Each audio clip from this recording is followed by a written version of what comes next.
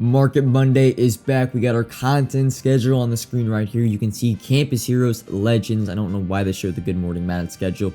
We don't know. They don't actually show now the exact dates. They want to keep it a little bit of a mystery. We thought Headliners Part 2 last week was going to be Friday. It came out on Thursday, so we do not know when Campus Heroes is exactly releasing, but you can only assume that it's going to be later in the week. In terms of your trading investments, and a lot of you guys made trading investments. I made trading investments on Saturday. Am I worried about them? Not really. It really just changes the timeline on when we are selling them. Originally, it was probably going to be Wednesday afternoon. Now it's going to be probably Friday afternoon or Thursday afternoon, whenever Campus Heroes does drop. I've actually been already selling off. I'd say super lazy selling my 84s, my 85s. My 84s have been able to sell a lot of them for 29.85 and 85 overalls for 39.85 with select players going for more than that, like Kyle Pitts and Denzel Ward. And I'm also still actively trying to buy training at that same prices where 84s under 20k, 85s under 30k, and 83s under 13k. Training right now doesn't really have a demand. We have no LTDs. The Headliner Part 2 rolls are kind of, they've been phased out, and Campus Hero rerolls will bring a new life to the training market, an added demand. We were hoping to have kind of a double demand with flashbacks and Campus Heroes. Now we're just going to have Campus Heroes, but I still love training as an investment, and you can really flip these players right now. The market is very stale. There's not a lot of listings, so you're able to sell these 84s and 85s for that 20k or that 30k and 40k range, and you're still able to buy them for that 20k, 30k range because there's not a lot of competition on these sniping filters on a Sunday night, on a Monday night. Taking a look back at the Madden 22 Campus Heroes content, it came out on the 3rd week of Madden, just as this year, so the same exact timeline. Overall wise, we got 191 overall champion being Reggie Bush, and I want to say 18 total all conference players. They were all 89 overall. This was one of the best promos last year. It was an awesome overall, I'd say, change in the meta. I had so many of these 89 overalls as end cats from doing the Reggie Bush set, just keeping the 3 end cats, selling off the Reggie Bush. So there's going to be a huge change, I think, this year. You can expect the same thing. A lot of really good high-end cards this Friday. Reroll wise, shout out Popular Stranger. There was 2 rerolls last year, one being for a random 89 overall Campus Hero player at 3,500, and then an 80 plus at 40 or 460 training. So you can expect some sort of training reroll. That's why I'm still pretty confident in our training investments this weekend. We talked about this a little last week, the high-end core elite market. I think this is the last week that you see a lot of guys like Aaron Donald, Josh Allen, Jalen Ramsey, Derrick Henry really hold their value. Core elites don't have the best stats, and they're still really in the meta as of right now. Legends are super expensive. These cards are affordable. There's really only headliners and unsung heroes to combat with core elites. But I think this weekend, with that Campus Hero drop like I talked about just a minute ago, we got a ton of 89 overalls last year, and those 89 overalls went for under 200,000 coins at the same sort of market we were at last year, where core elites, the high-end guys, were going for 250, 300, and 350. Those 89 Campus Heroes came into the game at under 200,000 coins, and really made the 89, the 88 overall, 88 and 87 overall core elites last year obsolete. And I think the same thing is going to happen this year. So if you have any, I'd say 87 to 88 overall core elites, if you want to get rid of them, now is probably the best time. Guys like Jalen Ramsey that are 400k, I can't see holding their price through Campus Heroes. The week 2, or I guess part 2 competitive field pass is now out. It's going to be out for 2 weeks. The main reward being Tariq Woolen. We'll look at his stats a little bit later. Reward wise, it's mostly the same. There actually is a few more XP you can get later on down the line. Another big thing about this competitive pass is you can get an 89 overall all Madden BND player, as you see at level 17, 150 competitive points. It's a random all Madden player. I'm hoping for anybody but Sam Mills and Joe Montana. Here are also the objectives. Now, I wouldn't really, if you're watching this Monday morning, I wouldn't go out and play or try to complete any objectives. They seem to be a little bit bugged right now. At least that's what I'm seeing on the Twitter timeline. So maybe you want to wait until the afternoon, get confirmation that all the objectives are actually tracking before you hop into those. Here's a Tariq Woolen, amazing card, man. 89 speed, I guess 79 play rec, the only bad stat, 90 jumping, 84 zone coverage. He's 6'4", rookie, Tariq Woolen.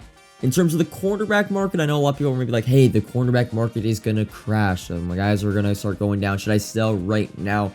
I'm here to say hold your horses just a little bit. For one, the cornerback market, or the cornerback position in general, is used a lot. There's a lot of depth in the position.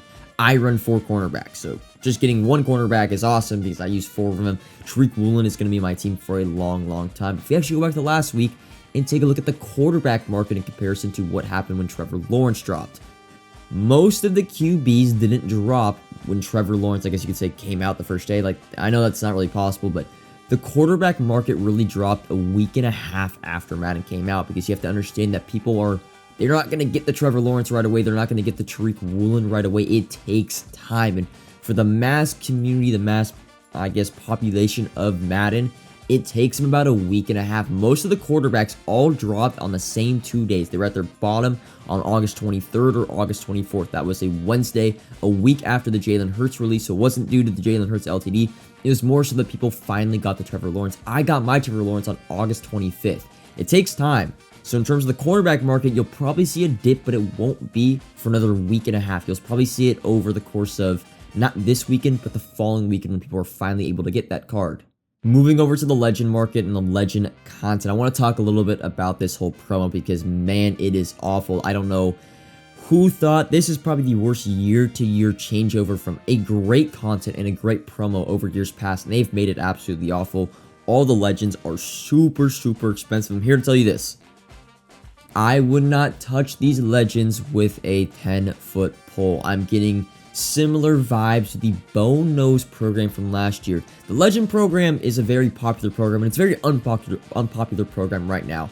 I have a hard time seeing Madden go throughout this entire year keeping the program structure the exact same, where it's going to cost $600K to get the card, the pack odds are terrible, and then it costs another $400K to power up these cards for only this kind of AP.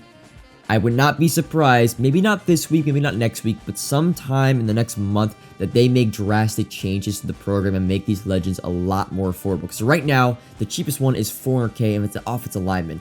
Last year, the most expensive legend that came out on week 1 was Ed Reed and LaDainian, or not Ed Reed, Darrelle Revis and LaDainian Tomlinson, and they were $400K. I can't see the legend program staying this way. We're probably going to get some sort of change, maybe a legend reroll, a legend exchange set. I would not touch these cards at their prices. Wait, just give it 2 to 3 weeks and see if they make changes to the Legend program. If you remember the Bone Nose program last year, the cards were $800K over the first weekend. They made changes. They added a reroll. Boom, they go down to $250K to $300K.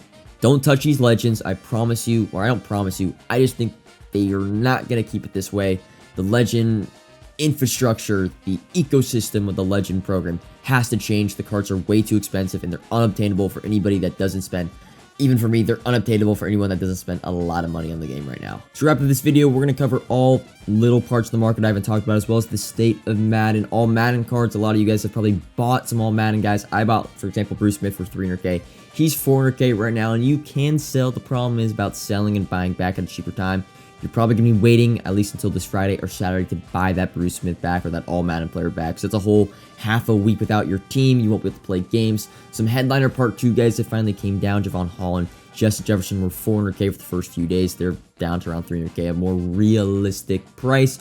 But Madden as a whole right now in the market, we're at a weird point because we're not getting content Monday, Tuesday, Wednesday. Eventually we will. We'll probably end up getting Wildcard Wednesday. We'll have Team of the Week. We'll have LTDs for that midweek content. But right now we're only getting 2 major drops, at least the past 2 weeks. And we're still in the first month of Madden, which is a little bit odd.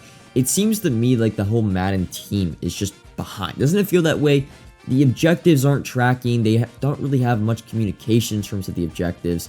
Content-wise, I think they said on Good Morning Madden last week that the normal weekly content schedule will be back, or the expected, just typical content schedule will be back, but we didn't get Wildcard Wednesday this week.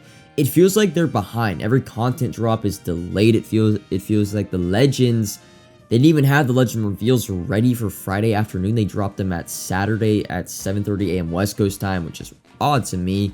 Usually they always love hyping them up on Twitter the day before. It builds the momentum into the Saturday. It just feels like they're behind. Whether it's fixing the loop blitz, the offensive line not, I guess, working in game as intended. There's just things right now in terms of content. Like, I love the content for the most part, except for Legends. I really enjoy the content and the way it's been released. I love the new Field Pass. But Field Pass objectives aren't tracking. Content is delayed. They don't seem to have an answer for anything on Twitter as of recent. It just feels like the team is behind. And I hope they get back under their feet moving forward, because it's a big year. There's a lot of more positive reaction out of Madden 23, and I would hate to see it just flutter after the launch week. What I'm trying to say. That's all I have for this video, though. Comment if you have any questions or any thoughts on Madden 23. I might have said Madden 22. Madden 23 as a whole. The market, if you have any questions. Like if you enjoyed this video. Subscribe if you are new. And until next time, peace.